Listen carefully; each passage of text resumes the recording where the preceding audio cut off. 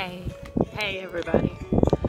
So we just uploaded the sad news that we got, and it just blows me away, the amount of love and support and the amount of people right now, this very moment, that are praying for us. And you know, they say like prayers can move mountains, and you never really think about that until you have mountains being moved for you.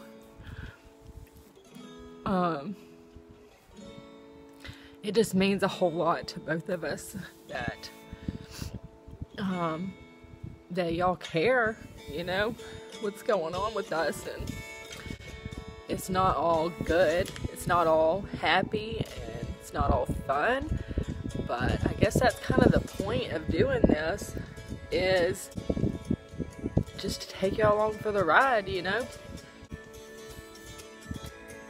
I don't even know what to say other than thank you for those of y'all that have told your story and commented and just put us in your prayers, even if you haven't commented, to say that you've done so and that you're just praying for us to get through this. That's awesome.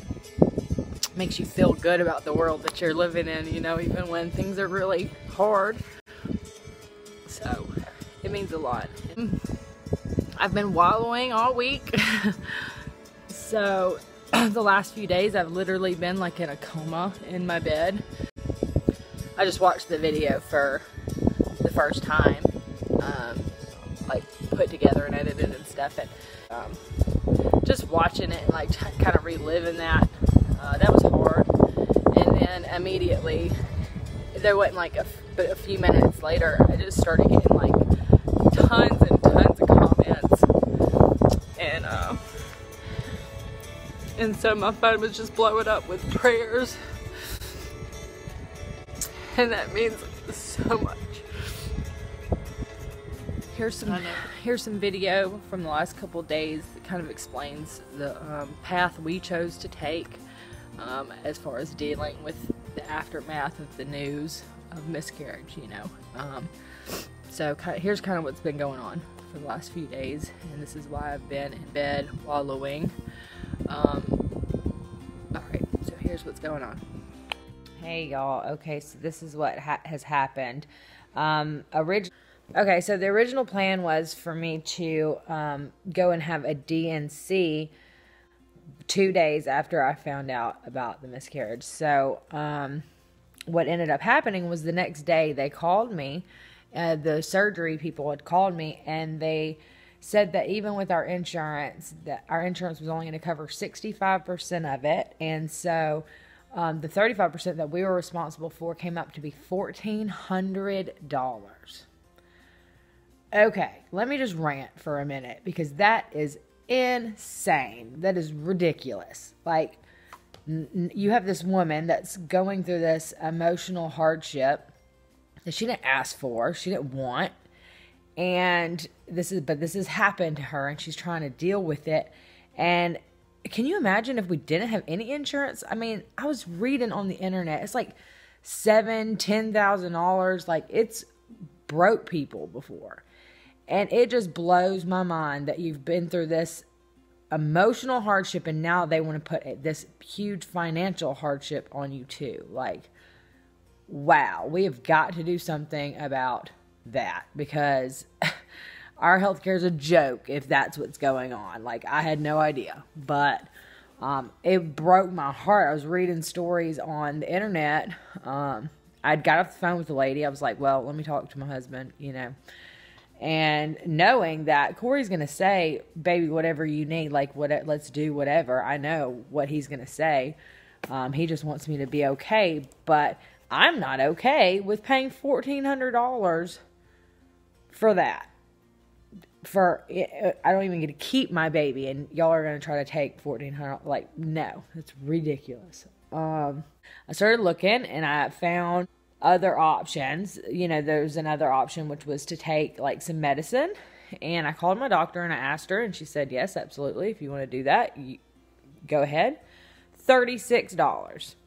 And I took some medicine, and I was here at home, and I was able to be at home, which I always thought that, like, when they said that I needed surgery and they said that I was going under anesthesia and it was going to be a half a day, like, that just seemed really intense and, like, drastic to me. I don't know if any of y'all have been through this. I know tons of y'all have been through this, but, I mean, that just blows my mind. Like, it's a lot. That's, like, a big deal, you know? So I opted for doing it at home and trying to, like, induce it to happen naturally or whatever this pill was supposed to do. The first time that I did it, it didn't work. So the pain medicine that she gave me, I guess she said, like, when I called and I was like, I don't think this is working. Like, what's supposed to happen? She said that sometimes it cancels it out. So, like, the naproxen that she had prescribed to me, I guess, canceled out. Something in that canceled out something in the pill that was supposed to help me or whatever. So she said, okay, this time try to do it without the pain medicine, and I'm going to, like, call it in for you again. So I went back to the pharmacy and I got, like, another dose or whatever. And it was absolutely terrible. It was agony. It was, like, the worst. It's kind of like being on your period, but it's worse. Like, the cramps are so bad. Agony.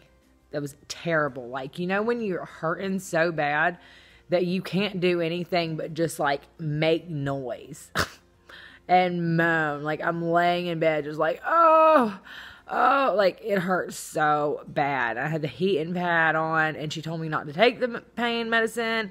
Eventually, I was like, nah, I'm taking it. I got to do something. Like, I'm about to die. And I am the biggest baby. Like, I hate pain. I'm not a fan.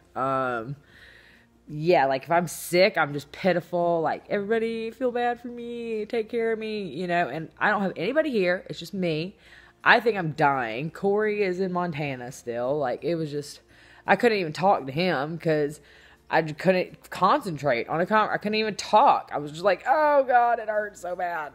So that sucked, but it was $36 and it lasted like 2 hours. And then I finally fell asleep and slept for like 12 hours. So that's what happened. And now, like, this chapter, I guess we can close it and just move forward. And, you know, I'm never going to forget what's happened. I'm never going to not be sad about this. But I don't know.